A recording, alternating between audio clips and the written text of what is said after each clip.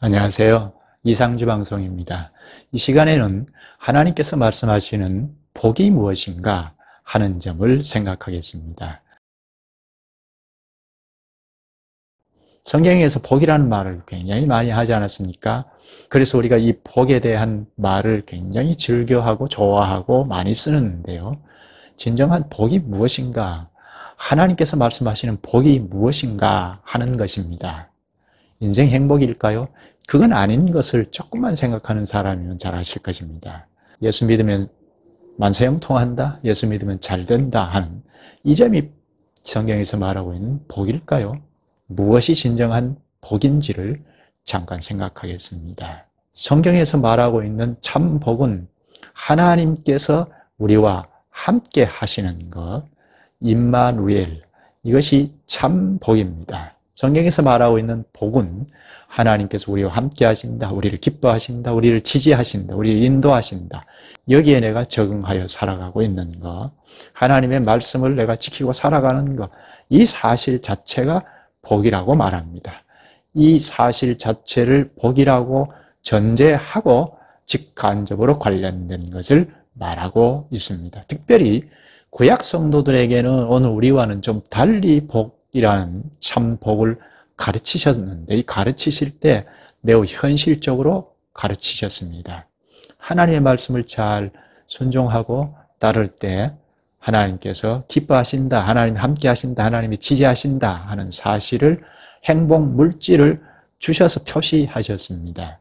하나님의 말씀을 어기고 불순종하고 할 때 하나님께서 슬퍼하신다, 저주를 내리신다, 징계하신다는 그 현실적인 표현으로 가난하게 하시고 고난을 주시고 행복 물질과 관련해서 이렇게 저렇게 다스리시고 경영하시던 시대입니다.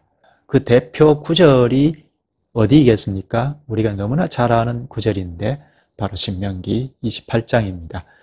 그 본문을 잘 읽어보면 하나님께 순종하면 복을 받는다 하고 하나님께 불순종하면 저주를 받는다고 하셨는데, 복과 이 저주를 하나님이 함께 하시고 지지하시고, 그리고 하나님이 함께 하지 않고 저주하시고 하시는 이 사실을 현실적으로 제시해 주셨는데, 눈에 보이도록 물질, 행복 물질과 관련해서 제시해 주신 것입니다.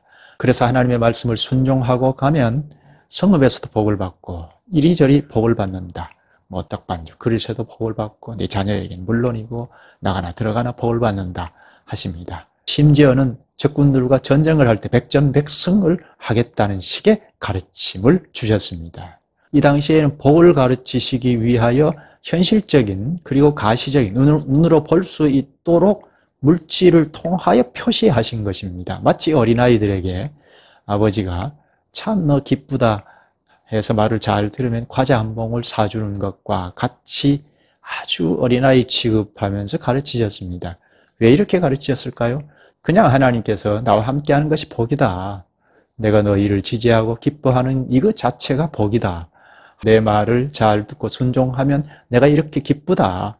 이렇게 가르치면 될 텐데 왜 현실적인 물질을 통하여 표시하셨을까요? 구약 성도들에게 가장 큰 약점이 무엇입니까? 오늘 우리와 달리 구약 성도들에게 가장 큰 약점은 바로 우리의 구원주이신 예수 그리스도를 우리처럼 잘 알 수 없다는 겁니다. 저 멀리 오실 그리스도를 믿고 구원의 백성으로 살아가던 성도들입니다.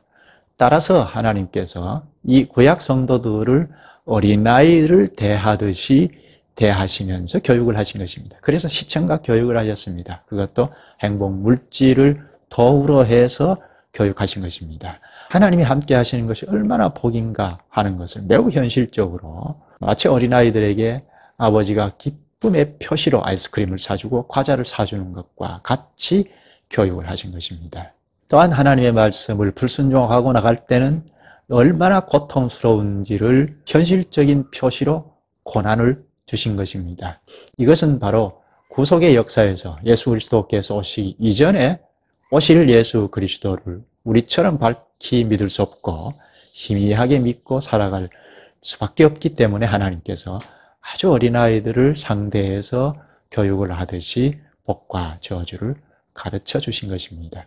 그러나 신약에 와서는 이렇게 가르친 것이 없습니다. 신약 성경을 보면 행복 물질을 제시하면서 이것이 복이다 한 적이 없습니다.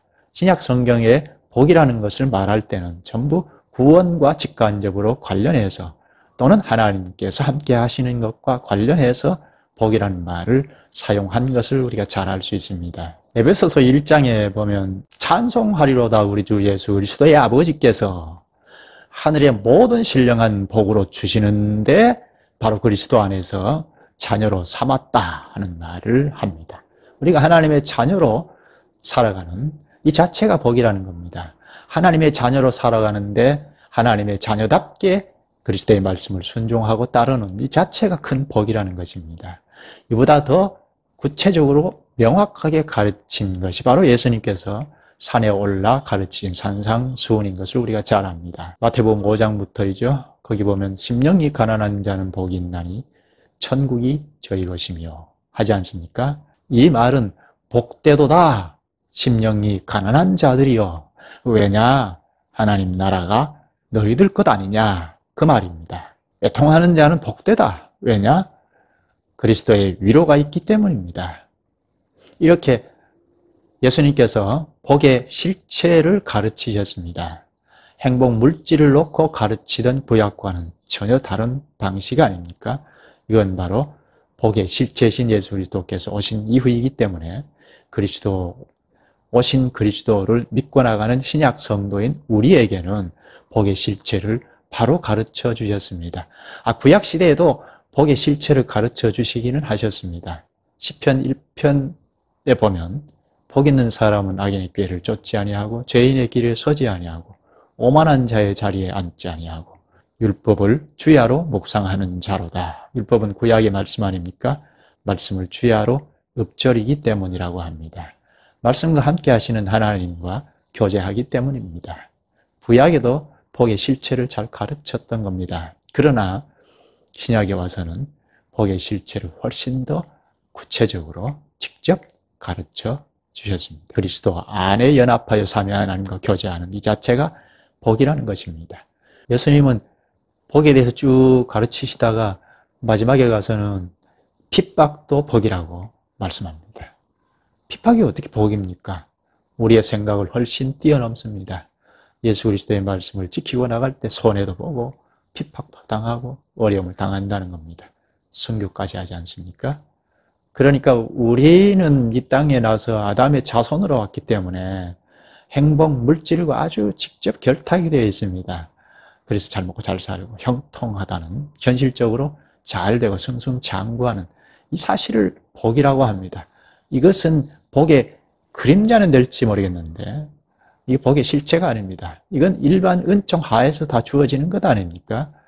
특별 은총을 받고 살아가는 성도들에게 복은 하나님께서, 영원한 하나님께서 이 땅에 죄악 세상 한가운데 살아가는 우리에게 함께 하신다는 겁니다. 늘 말씀으로 오셔서 함께 하시고 위로하시고 교제하시고 용기를 주시고 지지하시고 이 사실 자체가 복이라는 것입니다. 그런데 그 말씀대로 난 살고 싶지 않다 하면 얼마나 불행인가, 얼마나 저주인가 하는 사실, 이건 구약 성도들을 지도할 때 현실적으로 고통을 주고 하는 사실을 볼 때 우리가 실감 있게 인식할 수 있겠습니다. 하나님의 말씀을 지키지 아니하고 가는 이 자체가 불행입니다. 한 발 한 발 내디딜수록 하나님께서 지지하시는 것과는 거리가 먼 삶을 살아갈 뿐인 것입니다. 불신자는 더 하겠죠. 돌이키지 아니하면 불신자로 떨어질 수가 있습니다. 그렇다면 우리가 예수 그리스도를 잘 믿기 때문에 현실적으로 형통하다, 잘 먹고 잘 산다, 이건 옳지 않다는 겁니다. 예수 그리스도를 잘 믿기 때문에 잘 살 수도 있지만 현실적으로 아주 가난하게 될 수도 있습니다. 주님을 믿는 것과 행복 물질이 오는 것과 함수 관계가 성립되지 않습니다. 여기에 속지 마시기 바랍니다. 오히려 하나님의 말씀을 가까이 하여 도대체 이게 뭐냐 하고 자꾸 깊이 들어가서 깨닫고 명료하게 되는 것이 우리에게는 큰 힘이 되겠습니다.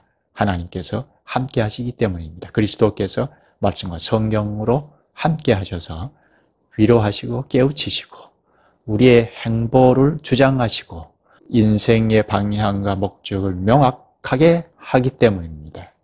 그럼 여기서 우리가 행복 물질은 어떻게 생각해야 하겠습니까? 행복 물질이 나에게 없을 수도 있지만 어떤 경우 어떤 사람들은 많을 수도 있지 않습니까?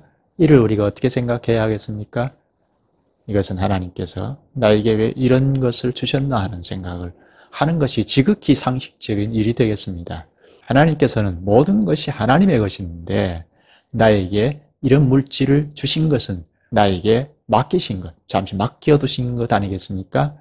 나를 청지기로, 관리인으로 맡겨주셨다는 생각을 하고, 그럼 하나님께서는 무엇을 어떻게 분배하고 사용하게 하시는가 하는 이 점을 잘 깨달아야 하겠습니다. 하나님의 말씀을 통해서 점점 잘 깨달아가는 이것이 그리스도인으로서의 멋있는 삶의 방향이 되겠습니다. 하나님의 말씀을 잘 깨닫고 가야 하나님께서 요구하시는 그 일에 적응하여 잘 살아갈 수가 있겠습니다. 그게 복된 인생이고 그게 복된 생애 아니겠습니까? 세월을 낭비하지 않고 살아가는 인생의 행로가 되겠습니다. 이런 점 때문에 그리스도의 교회는, 교회에 속한 우리에게는 구제라는 제도를 딱 제시해 주셨습니다. 초기 예수님의 교회가 시작되자마자 구제를 전면에서 할 수 있도록 집사를 세우지 않았습니까? 교회는 하나님 나라 구현체이니까 이것이 하나님 나라다. 이 땅 위에서는 교회가 하나님 나라다 하는 현실을 볼 수 있도록 가난한 자가 없어야 하겠다 해서 구제를 제도로 딱 제시해 주셨던 것입니다. 거기에 집사를 세워서 전면에서 가난한 자가 없도록 살피도록 하신 것입니다. 하나님 나라의 구현체, 현실은 교회가 가장 잘 나타내 보일 수 있도록 하시기 위하여 교회의 머리이신 그리스도께서 말씀과 성령으로 지도하시면서 그런 제도도 내주셨는데 교회가 과연 하나님 나라이구나, 저 동네에 가서 살고 싶다 할 수 있도록 하나님께서 혹은 그리스도께서 이런 제도를 주셨던 것입니다. 앞으로 집사 문제는 직분 문제를 다룰 때 생각할 수 있었으면 좋겠습니다. 집사, 또 장로, 목사 문제도 하나님의 말씀에 깊이 들어가서 생각할 점이 참 많이 있습니다. 우리가 하나님의 말씀을 단편적으로는 이쪽 저쪽 이렇게 저렇게 들을 수 있겠지만 좀 폭넓게 명료하게 전체적으로 잘 배울 필요가 있겠습니다. 나 한 사람이 바르게 선다는 것은 그만큼 나와 관계하고 있는 모든 이에게 영향을 끼치기 때문입니다. 우리가 말씀 위에 돈독히 바르게 설 필요가 있겠습니다. 오늘은 복이 무엇이냐, 하나님의 말씀인 성경에서 가르치는 복이 무엇이냐 하는 점을 생각했는데 이것이 구약과 신약의 경영 방식의 차이, 즉 하나님께서 다스리시고 당신의 백성들을 통치하시고 인도해 가시는 방식의 차이에서 오는 오해, 이것도 심각한 오해에서 비롯된 것, 이 점들을 우리가 생각하는 중에 복에 대해서 생각하게 되었습니다. 다음 시간에 한두 시간 생각할지 모르겠습니다. 괜찮으셨다면 좋아요, 구독을 꽉 눌러주시면 많은 힘이 되겠습니다. 오늘도 그리스도와 함께 하시는 복된 하루가 되시기를 바랍니다. 감사합니다.